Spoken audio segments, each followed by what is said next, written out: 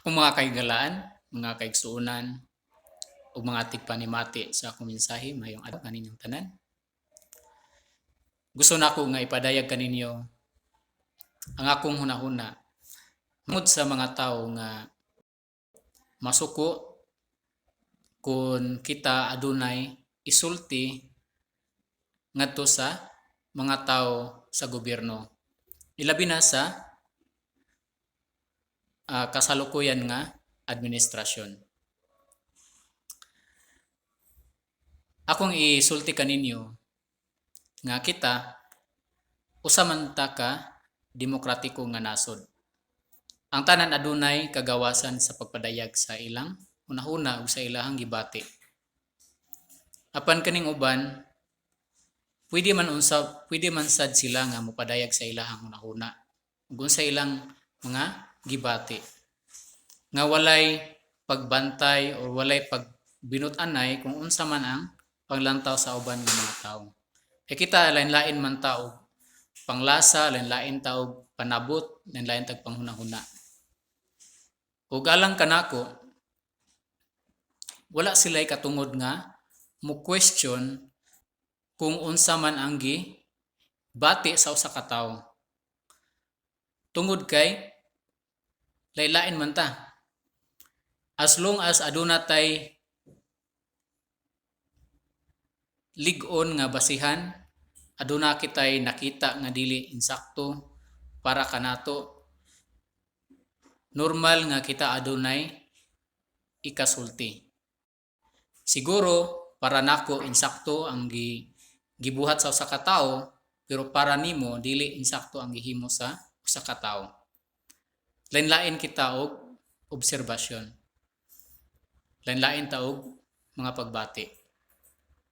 Busa akong ihangyo labi na sa ako ang mga viewers nga kusog kaayo mo bash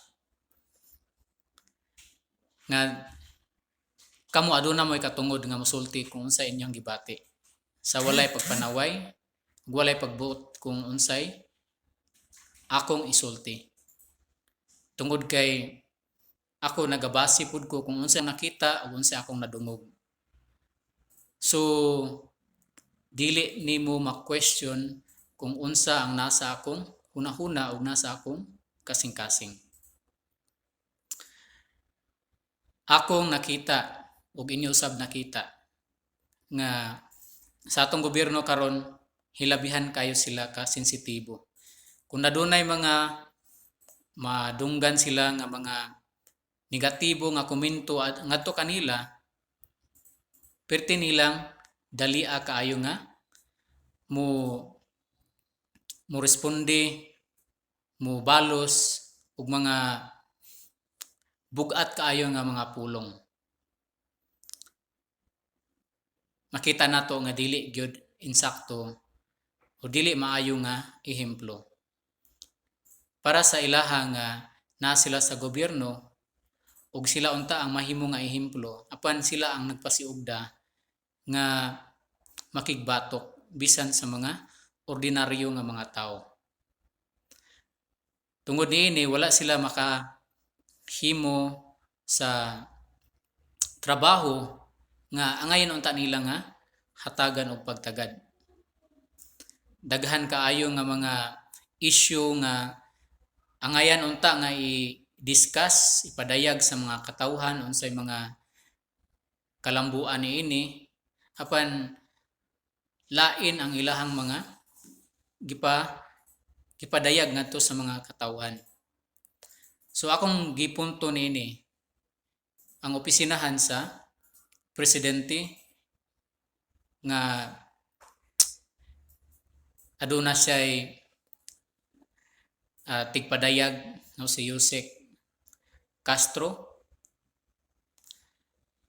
Madungog nato kanunay sa iyahang mga statement kabahin sa mga Duterte, kabahin sa mga tao nga nagahatag sa ilahang opinion o negatibo alang kanila.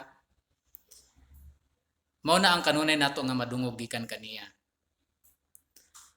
Pero dili nato madungog gikan kaniya kung unsay gihimo sa gobyerno karon sa mga problema nga ato ang nasinati.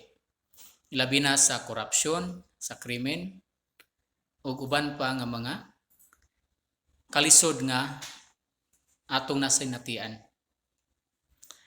Wala sila'y gipadayag kanato unsay ilang mga lakang para ma-address ang mao nga problema. Kung kamo nakabantay usab kamo, wala ko masayad unsa ang inyong hunahuna.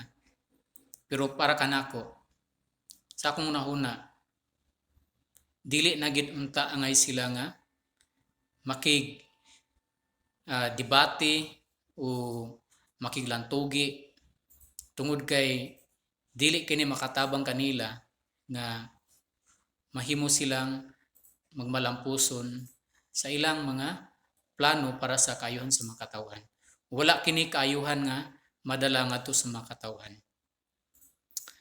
So kanato nga mga ordinaryo nga mga tao sa mga namati kanako karon, akong ikasulti kaninyo, ayaw mo kahadlok nga mopadayag sa inyong mga hunahuna as long as aduna mo'y basihan o ato usab nga paningkamutan nga kita mo padangat sa ato ang honest nga opinion uban ang professional no nga pamaagi.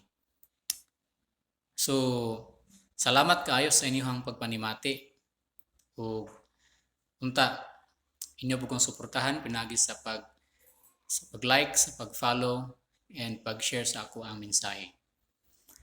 Daghang salamat kaninyong tanan. O kita-kita sa sunod na mga video nako.